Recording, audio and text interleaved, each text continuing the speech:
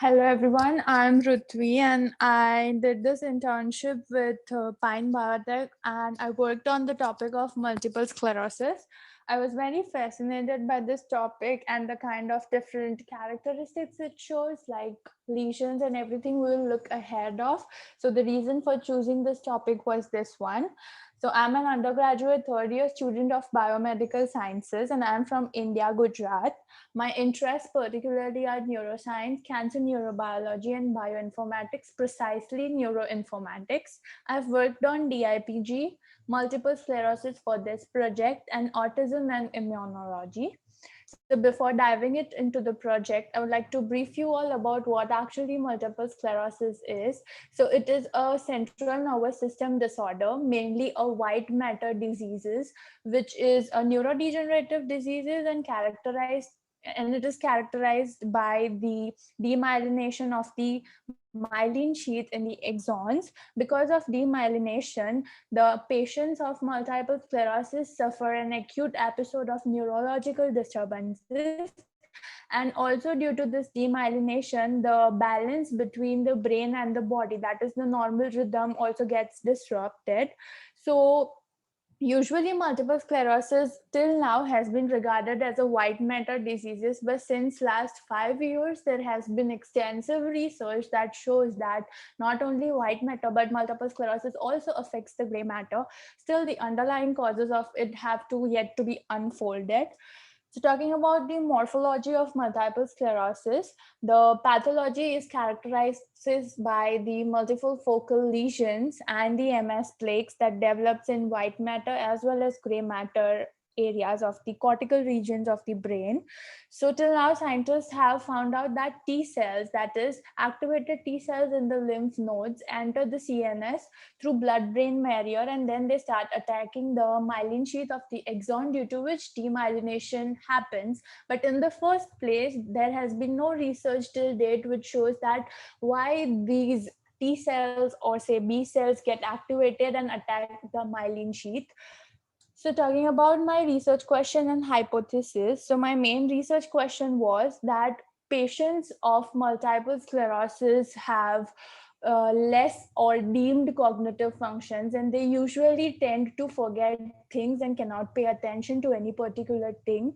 So memory loss is one of the most important characteristics of MS. Also, so using this main research question, I wanted to answer my hypotheses that were three, divided as first. I wanted to know the biological pathways and their respective functions that were affected in patients that had gray matter lesions, that is MS patients. I also wanted to find out that does multiple sclerosis precisely have effect over the development or differentiation of pro T cells, because you will see ahead that I had gene ontology results presenting hematopoietic stem cell lineage pathways as well. And I also wanted to know that are there any specific genes in multiple sclerotic lesions that they are upregulated or downregulated, and any specific role with any biological pathway that they play or not in multiple sclerosis. So owing to this hypothesis, I started searching my data set. So this was the data set that I found, and it consists of tissue samples of cortical tissues, and it had total 184 samples in totals, out of which this is a super series. So I took only one sub series that had 78 samples, which had gray matter lesions versus control gray matter. So this is a slide depicting my study methodology. So firstly, what I did was RNA sequencing analysis. So I had three types of sub data sets, like the sub data experimental groups. So first one was the gray matter lesions, the second one was normal appearing gray matter, and the third were controls. So firstly, I wanted to explore all the conditions by comparing them with each other. So first I did my exploratory analysis, in which I compared all the three of the groups with each other by doing a t-test. under all conditions, that is all three. Later on, I compared each two of them with each other, that is lesions with normal appearing gray matter. By normal appearing gray matter, I mean that that person has multiple sclerosis but do not have lesions. So I compared lesions with normal appearing gray matter by PCA and also compared controls with normal appearing gray matter.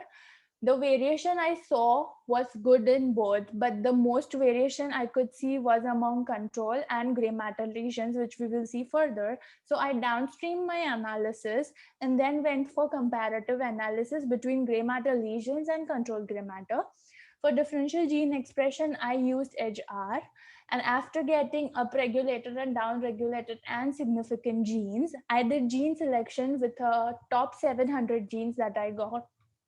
And further on, I did pathway analysis. Again, I did visualization by PCA and then heat map for all the significant genes that I had extracted out. And later on, when I got my results, I did literature review in order to compare my results with previous studies and get conclusions and derive conclusions from them. So talking about my exploratory analysis, so this was the first PCA I did. On my left-hand side, you can see the PCA between normal appearing gray matter and gray matter lesions. And on the right-hand side, you can see controls and gray matter lesions. So you can see that after downstreaming my analysis, the variation among this, that is healthy and gray matter lesion, was very well. So I took forward my downstream analysis with this part of the data set. This is a slide depicting the heat map with significant genes. So I had selected significant genes with p-value less than or equal to 0.05. So in this heat map, it can be clearly seen that most of the significant genes are downregulated in the lesions, whereas are downregulated in the control samples, whereas most of them are upregulated in gray matter lesions, which showed a clear indication that in lesions, something is upregulated, which leads the formation of inflammation, or rather say lesions.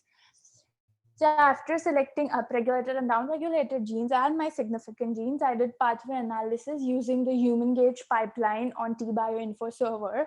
So the top two heat pathways that I got was, first is olfactory transduction pathway, and second I got was hematopoietic stem cell lineage pathway. So for olfactory transduction pathway, the R1 you can see over here, that is the olfactory receptor R protein, which is responsible for sensing the odor and smell detecting pathways, was highly upregulated in gray matter lesions. So I'm sorry, downregulated in gray matter lesions, due to which it was a possible association that people who are detected with multiple sclerosis have a lowered sense of smelling and odor detection. The second pathway that I got was hematopoietic stem cell lineages, and it could be seen that among the whole picture of this pathway, interleukin-3 is highly downregulated. So over here, association can be made that is downregulation of interleukin-3 a possible reason for T cells attacking the myelin sheath, or underdeveloped bone marrow a possible cause of multiple sclerosis onset. So after this pathway analysis, I did pathway analysis with enricher with particular downregulated genes. So in downregulated genes, you can see that the top hits were all olfactory receptor activities and perception of smell pathways, which clearly indicated that this pathway was disturbed in the patients of multiple sclerosis. Further, I did pathway analysis with upregulated genes, which showed top hit in ribosomal protein synthesis and oxidative phosphorylation, which were also the results I got on human gauge tBioInfo platform server pipeline. So after that, I had to make associations. So the possible association I could make was the downregulation of olfactory receptor proteins and multiple sclerosis. So what I did was, out of the significant genes expressed, I picked out the genes which were responsible for the olfaction, that is OR genes, and I plotted a bar plot comparing it with GML lesions and control gray matter.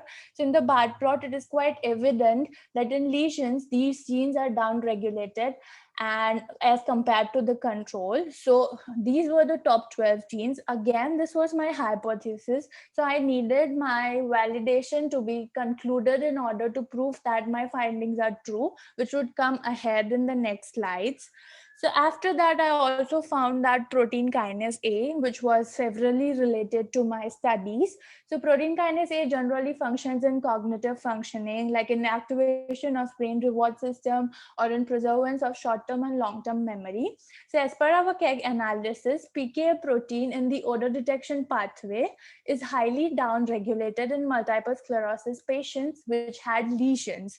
So we can also make a possible association. I'm not saying that I'm quite sure, but over here I'm talking about an association between PKA and the loss of cognitive functions or the memory loss in patients of multiple sclerosis, because over here in the picture it is quite clearly visible that protein kinase A is present in nucleus accumbens, and protein kinase A is directly activated by dopamine receptors, which are responsible for producing dopamine.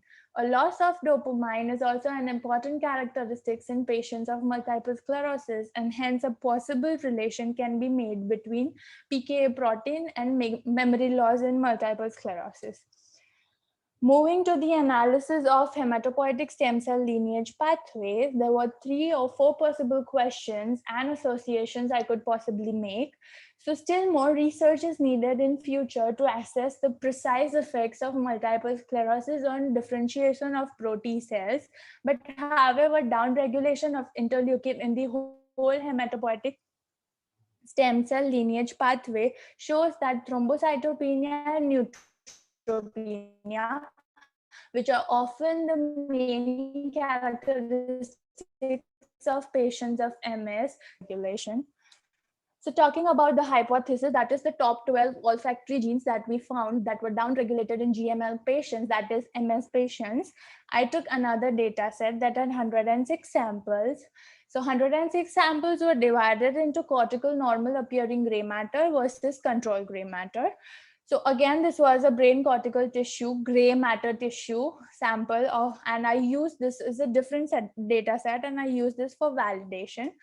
So to my excitement for the validation, there were also other olfactory genes that were downregulated, but I extracted the 12 genes that were there in my hypothesis and compared it to the controls. And in validation, I exactly got the same results. That is, these genes were as well downregulated in multiple sclerosis patients without lesions as well. So hence, it was pretty sure that olfactory dysfunction and olfactory disruption pathway is seen in patients of multiple sclerosis. Also, for a better picture, I have plotted a box plot representing the downregulation of genes in normal appearing gray matter, the olfactory genes, and they are normally expressed in healthy controls. So my key findings and suggestions include the top 12 olfactory genes, which were shown to be downregulated in multiple sclerotic patient, a possible association between protein kinase A, cognitive loss of functions, and compared to multiple sclerosis. Also, as per from our KEGG analysis, a possible association can be made between suppressed production of interleukin-3 and thrombocytopenia in multiple sclerosis. For my future directions, I would state that much research is needed in this area to assess the precise effect of multiple sclerosis on protein cells differentiation and development. Also, more comprehensive research is needed to support my findings. And I'm done with my presentation. Thank you so much. Thank you so much, Rutvi, for sharing with us your research work, and it's really great. Now, I would want our mentors to please provide the reviews and the suggestions to Rutvi. I mean, I just want to say that, Rutvi, it's very exciting to see your presentation kind of coming together. If you could please go back to your first slide, just so that we have something in front of us. So I think that, you know, it's very interesting how you went through this project and kind of developed your hypothesis to then finding the specific signal, then focusing on validation, and you ended up with multiple questions at the end that I think do require further research. So I really like the way that you structured the presentation.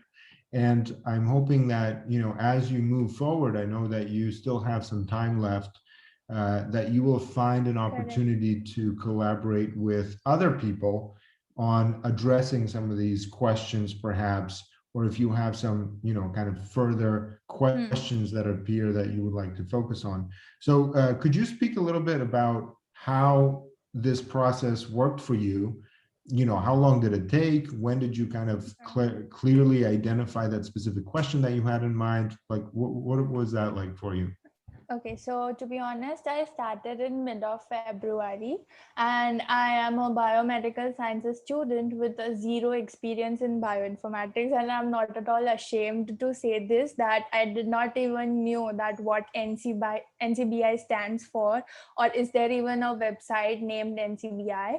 So firstly, I had to do all these courses, and after doing courses, I didn't even knew what data sets meant. So I had to had few sessions with Harpreet ma'am. So she taught me about how to find a data set, how to extract that. So everything and finding a correct data set took me 2 months, to be honest, finding it on my own. But after that, doing PCA, differential gene expression, I obviously had technological and technical problems as well. But you know, when you learn on your own after doing a thing, you text your teachers and they give you a time, but you cannot wait in between for the specific amount of time. So you start reviewing articles or searching on YouTube the videos that the institution has uploaded in order to solve your query on your own. So one thing I learned in this project is to overcome difficulties on our own and then going to the mentors, because mentors have really an expertized way of selling them. And after talking to my mentors, everything seemed so easy. I remember in February, there was a time when I didn't knew anything and I had to, you know, exactly ask my mentors, what should I do? What is PCA and everything. But after 4 months, now I am helping my fellow colleagues and the persons who are working with me. So it has been an incredible curvy journey, but I have definitely learned a lot from this. Right, great. Thank you very much. I think that's a great perspective. So thank you for sharing again. I know it's been a long journey and really excited to see the results. Sure. Thank you.